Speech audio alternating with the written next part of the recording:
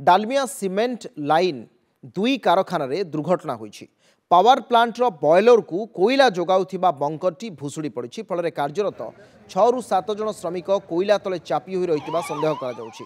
वर्तमान कंपनी अग्निशम विभाग सहित अग्निशम विभाग 4टी गाड़ी समेत प्राय 4टी आंबुलांस कारखाना भितर उद्धार कार्य नियोजित होइछन्ति।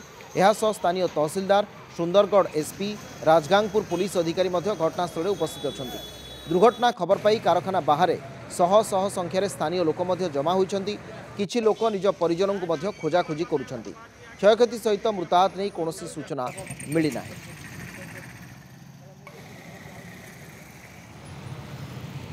स्थानीय तहसीलदार सुंदरगढ़ एसपी राजगांगपुर पुलिस अधिकारी घटनास्थल उपस्थित अच्छा।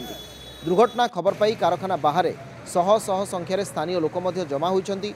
किछि लोक निज परिजन को खोजाखोजी करुछन्ति। क्षयक्षति सहित मृताहत नहीं कौन सूचना मिलना।